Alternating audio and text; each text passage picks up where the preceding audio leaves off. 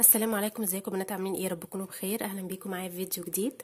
النهارده ان شاء الله هنعمل مع بعض كده اعاده تدوير لعلب السمنه وعلب الصلصه الحلوه دي. هنعمل بيها حاجه حلوه قوي، حاجه من الحاجات التركي اللي هي طالعه جديده دي. بس قبل ما ابتدي، يا ريت لو مش مشتركه في القناه تنوريني وتدوسوا على الزرار الاحمر على مكتوب عليه اشتراك، وكمان فعلي الجرس عشان يوصلك كل الحاجات اللي بقدمها. دلوقتي طبعا الطقم اللي هو بيبقى صفيح وبيبقى 3 مقاسات جوه بعض، احنا هنعمله من علب السمنه، وهنعمل كمان الغطا بتاعه بطريقه مبتكره جدا يعني. قبل ما ابتدي في العلب هنغسلها كويس وننضفها طبعا، وبعدين هنجيب معايا تقدري تدهني ببلاستيك او لاكيه. انا دلوقتي اللي موجود عندي بلاستيك، هدهن بيه العلب دي كلها ابيض. يعني انا عايزاها ابيض، وبعدين هوريكم هنشتغل عليها ازاي بحيث ان احنا نحط لها ورود وحاجات تغير من شكلها تماما يعني خالص، وتخليها مديه على الطراز التركي ده شويه، ونغير ونجدد من شكلها يعني. يلا بينا كده نخش في الشغل على طول.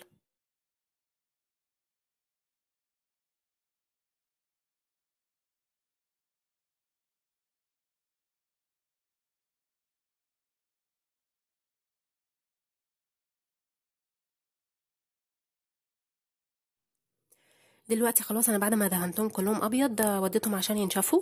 جبت معايا علبه تانية بحيث بس اشرح لكم عليها ازاي هنعمل الغطا. زي علبه السمنه اللي انا كنت لسه دهنها من شويه، هي دي نفس الحجم بالظبط. هنحطها كده.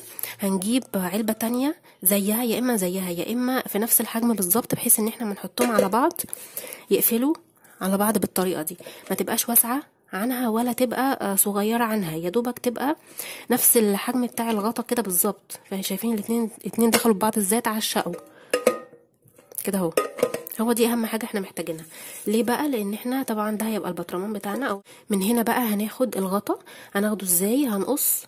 هنخش بقى كده في الحديد بتاعنا، هنقص كده وهناخد الجزء اللي فوق ده بس، اللي هو القاعده بتاعت العلبه الصفيح دي. ودي هتبقى غطا لعلبة الخزين بتاعنا بقى، او ايا يكون يعني هتستخدموها في ايه. دي هتبقى الغطا بتاعها. محتاجين هيبقى معانا يا اما سكينة او قطر بحيث ان احنا نخش في الحديد. يا ريت تخشي كده من حتة من المزجزجين دول عشان تعرفي يعني تخرمي ماشي. وبعدين هنكمل بالمقص عشان يعني نقص بقى الهيكل اللي احنا عايزينه ده، او الشكل او الدورية دي عشان نستخدمه كغطا.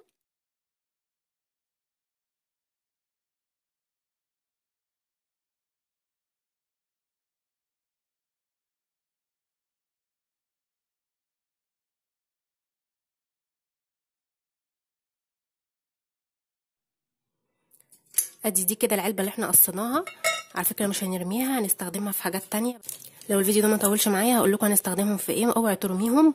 لو طول معايا اقول لكم فيديو تاني ان شاء الله. دي كده القاعده اللي احنا قصيناها دي هنعملها بقى غطا. ازاي؟ هي بقى هتلبس هنا كده. طيب هنبقى محتاجين ان احنا نعمل لها هنا طبعا زي يد كده او حاجه بحيث ان احنا نفتح ونقفل منها. بس في البدايه قبل ما نعمل كل ده محتاجين بتاع دي اللي هي البنسه دي او الزراديه، بحيث ان احنا شايفين الاطراف دي هنتك عليها كده بيها يعني لبره، علشان دي ما تعورناش لما نيجي لو مسكناها يعني الاطراف بتاعتها دي تتنيها كده. وممكن كمان تجيبي صنفره يعني ايه وتروحي مصنفراها حاجه بسيطه، بحيث ان هي برضو زي ما بقولك كده مسكناها ما تعورناش خالص.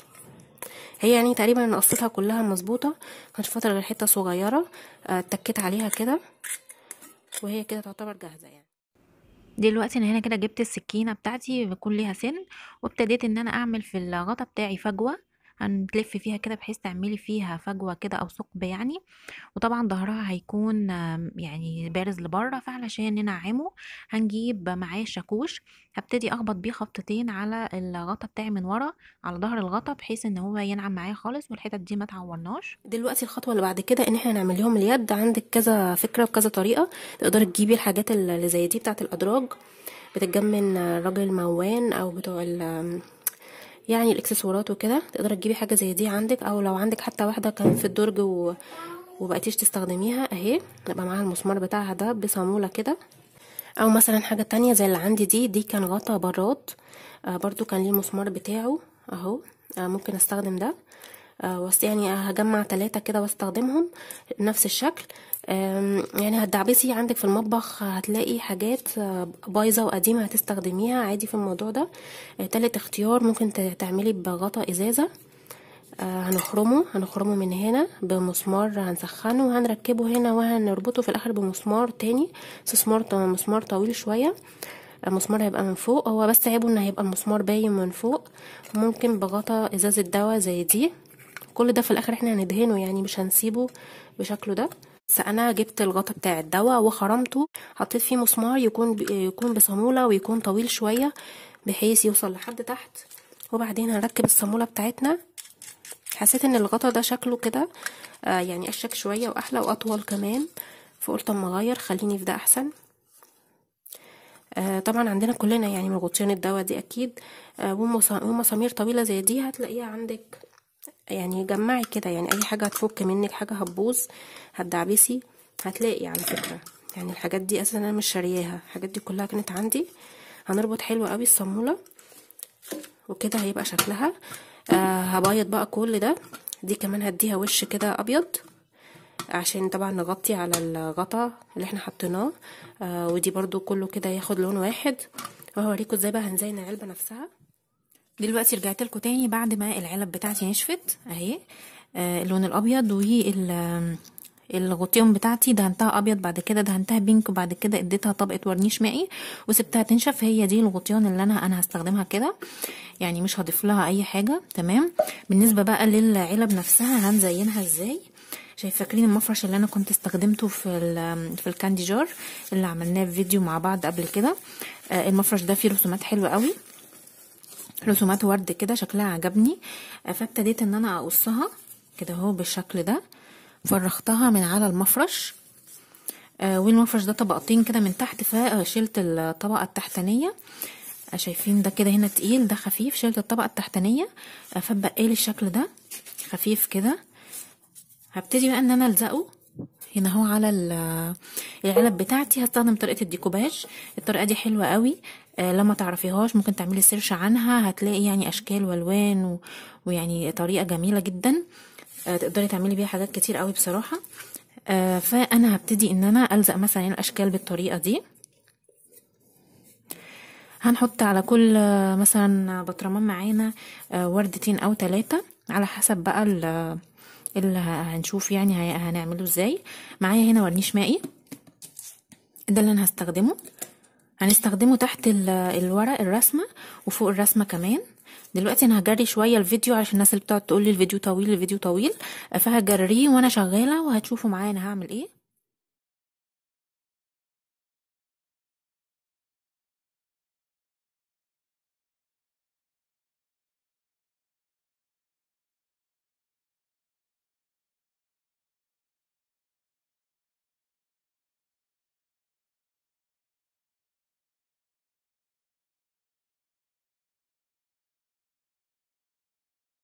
دلوقتي انا زي ما انتم شفتوا كده معايا عملت وردتين، ورد هنا وعملت ورد هنا كمان. حطيت تحتها من الورنيش المائي وفوقيها كمان من الورنيش المائي، وفي الاخر العلبه دي كلها هتاخد طبقه سميكه كده من الورنيش المائي. هو ده اللي هيخليها تبقى طبعا نقدر نغسلها، والورده دي او الرسومات دي تبقى ثابته فيها كانها يعني منها اصلا، مش يعني مش هتفك خالص حتى لو غسلتيها عادي خالص. كنت عايزه بس اقول كلمتين بالنسبه للفيديو اللي هو بيتقالي كل شويه طويل. والله يا جماعه انا من الناس اللي مش بحب اكروت في اي حاجه، ولا في اكله ولا في اعمال يدويه. بحب يعني كل التفاصيل تاخد حقها معايا، واقول لكم كل الحاجات حتى لو في حاجه وانا شغاله ظهرت قدامي بحب اقول لكم برضو عليها، عشان عارفه الكومنتات كلها هتبقى اسئله عملتي دي ازاي، طب حطيتي دي ازاي. فانا بحب ان انا اختصر عليكم وتبقوا عارفين كل حاجه معايا. فلو حابين ان انا انجز واختصر وما اقولش يعني اخلص على طول بحيث الفيديو ما يبقاش طويل، برضو قولولي، برضو اللي هعمل اللي يريحكم يعني. دلوقتي انا خلصت العلب بتاعتي كلها اهي، حطيتها كده على كيس بلاستيك وحطيتها في صينيه. دلوقتي بدخلها تنشف في البلكونه. بعد ما تنشف والطبقه دي طبقه الورنيش دي تنشف تماما، هتاخد طبقه كمان برضو للحفاظ عليها يعني للامان يعني. ودلوقتي الغطا بتاعي جيت هنا كان فيه طبعا مسمار، فانا حبيت ان انا اغطيه، فجبت ورده برضو رحت عاملاها بنفس طريقه الديكوباج وحطيتها فوق هنا اهو كده. هي مش باينه قوي دلوقتي لان هي لسه طبعا عليها طبقه بيضه، وما تنشف هتبان. عملت كده في الثلاث غطيان، وكمان عشان خاطر بس اللونين قريبين من بعض عملت كده في الثلاث غطيان، هسيبهم برضو ينشفوا. بالنسبه للعلب الصفيح دي ممكن طبعا تستخدميها مش في المطبخ بس، يعني مش علب خزين، ممكن تستخدميها في الاوضه، يعني في اوضه النوم مثلا تحطيها على التسريحه، تحطي فيها ادوات الاكسسوارات بتاعتك، او في الحمام تلمي فيها حاجات بتاعتك. لو هتستخدميها في المطبخ طبعا ما تدهنيهاش من جوه. لو هتستخدميها في اي حاجه تانية ممكن تدهنيها من جوه باللون الابيض. بالنسبه للعلب دي مش هتصدي لو بعد ما غسلتيها نشفتيها وشلتيها ناشفه تماما، مش هيجرى لها اي حاجه.